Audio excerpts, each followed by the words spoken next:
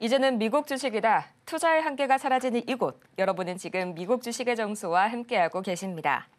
이 엔비디아의 주가가 지난주 최고가 대비 벌써 15% 이상 하락했습니다.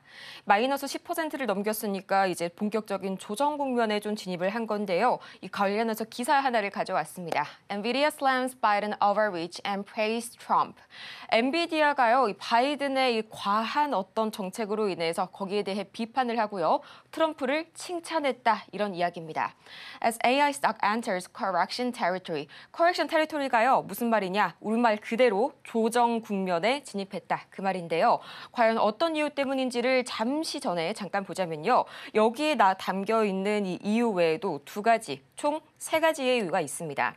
가장 먼저 간밤새롭게 이렇게 나오게 된 이슈를 보자면요. 첫 번째, 블랙웰이 장착된 렉의 과열 문제로, 블랙웰 자체의 문제가 아니고요. 렉의 문제입니다. 이 렉의 과열 문제로 생산 확대가 지연되고 있다는 보도가 첫 번째로 나왔고요. 두 번째로 이 비슷한 맥락이겠는데요. 구글과 아마존, 메타 등의 이런 주요 고객사들이 칩 주문량을 축소시켰다. 이런 보도도 악재로 작용을 했고요. 세 번째가 바로 이 기사와 관련된 내용인데요. 저는 이게 가장 좀 파격적이지 않을까, 가장 좀 크리티컬하지 않을까라고 생각을 했습니다. 바이든 행정부가 AI 반도체 수출 통제를 마지막까지 강화하고 떠날 모양입니다. 자세하게 내용 보자면요. 탑라인 보도록 하시겠습니다. Nvidia blasted the Biden administration and hired President-elect Donald Trump in Monday. 자, 무슨 말이냐? 월요일 이 보도자료에 따르면요. 엔비디아는 바이든 행정부를 강하게 비판했다고 합니다. 또 이 도널드 트럼프를 이렇게 release, 지지하는 발언을 내놨다고 하는데요. 어떤 내용 때문이냐? 엔비디아의 인공지능 칩에 대한 수출 규제가 강화됐기 때문입니다. 여기 export restriction targeting이라고 되어 있죠. 자, 그러면 이게 무슨 내용이냐? 잠깐 보자면요. 이 현재 시간 13일부터 적용이 되는 내용이고요. AI 개발용 칩의 수출을 규제하는 새로운 또 내용이 나왔습니다. 이전에 더해서 새롭게 나왔다는 거겠죠. 이번 조치 같은 경우에는 수출 통제를 세 가지 등급으로 나누는데요. 우리 같은 이런 동맹국, 약 20개의 동맹국들은 자유롭습니다. 그런데 문제가 중국과 러시아, 북한, 이란 이런 우려 국가들에게는 기존의 수출 통제를 그대로 유지를 하게 됩니다. 자, 그런데 여기에서 문제가 되는 점이 무엇이냐? 최근 분기에서요. 엔비디아가 350억 달러의 매출 중에서 절반 이상을 중국, 그리고 싱가폴, 대만 등에서 올렸고요. 특히나 중국 같은 경우에는 분기 매출이 54억 달러를 넘겼습니다. 당연히 엔비디아 입장에서는 거대한 타격이 될 수밖에 없겠죠. 이 때문에 엔비디아가 강도 높은 성명을 통해서 또 밤사이에 이런 새로운 규정을 비판하고 트럼프 대통령에게 새로 들어오는 정부에 대해서는 이런 규제를 조금 풀어줘라. 이런 식으로 약간 얘기를 했었는데 사실 엔비디아의 주가가요. 2021년 바이든 행정부 출범 이래로 880%가 상승한 반면에 트럼프 1기 행정부 당시에는 414%, 약 절반에 못 미치는 그런 상승률을 보였습니다. 과연 이 트럼프가 이 젠슨 황의 이런 간절한 어떤 부탁을 들어줄지 아니면 오히려 더 가혹한 규제를 집행할지 참 고민이 많이 되시는 투자자분들일 텐데요. 전문가님, 이런 부분에 대해서는 안부로 엔비디아의 리스크 어떻게 한번 봐주실까요?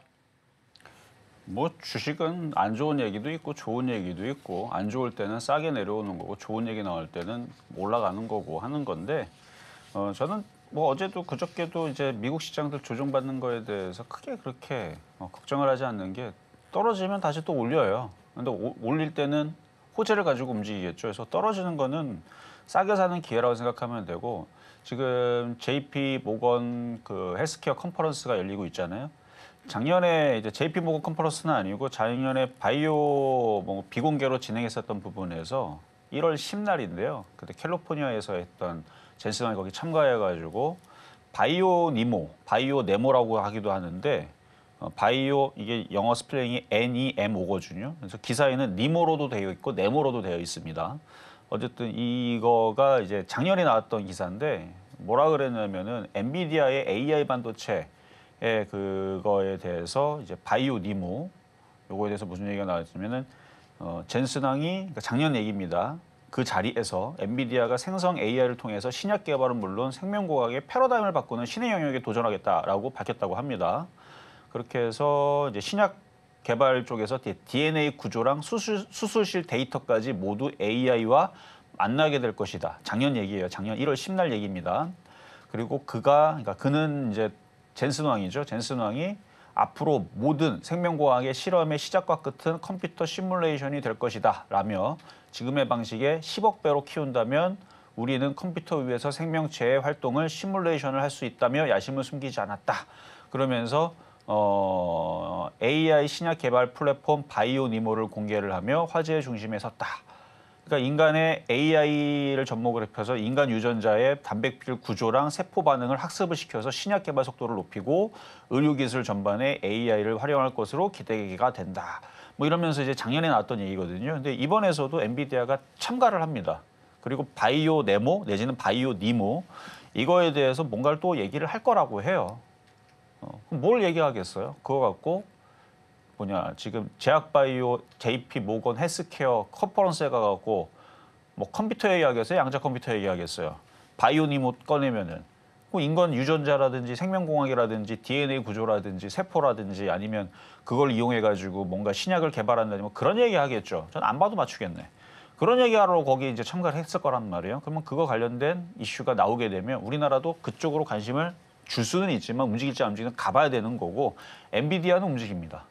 엔비디아는 여태까지 봐봐요. 여태까지 어제 그저께 나왔던 얘기 나온 거 보면은 그동안에서는 GPU, 그래픽 카드 만들고 뭐 블랙열 만들고 뭐 인공지능 만드는 그것만 맨날 얘기하다가 엊그저께 나와가지고 컨퍼런스에서 뭐 얘기했어요? 우리는 자율주행도 할 거고 로봇도 할 거다.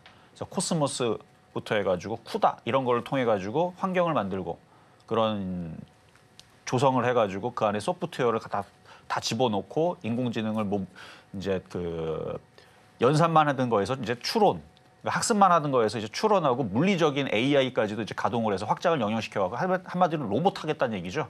로봇도 하고 그다음에 조그만 컴퓨터 만들어갖고 우리는 CPU도 팔고 컴퓨터도 팔고 그러니까 혼자서 북치고 장구치고 다 하겠다라는 얘기를 선포를 했는데 거기에다가 의료 이쪽까지도 그러니까 의학 쪽, 제약 바이오 쪽까지도 지금 들어온단 말이에요 지금. 그리고 그게 저도 늘 얘기했잖아요.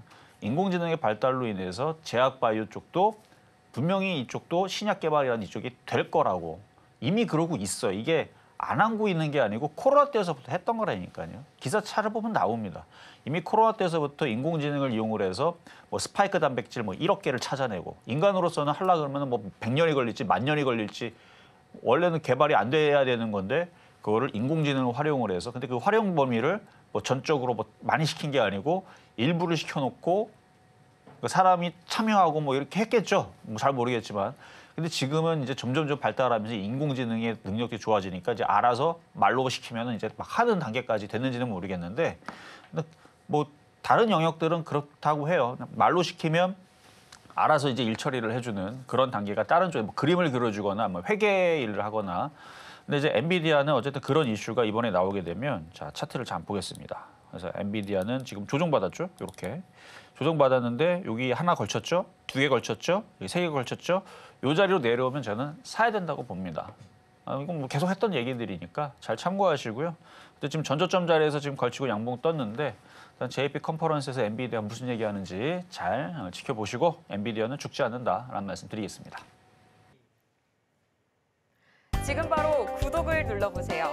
실시간 경제 뉴스, 투자 전문가들의 다양한 시황과 정확한 분석, 또 알찬 투자 정보까지 신뢰할 수 있는 저희 서울경제TV와 함께하세요.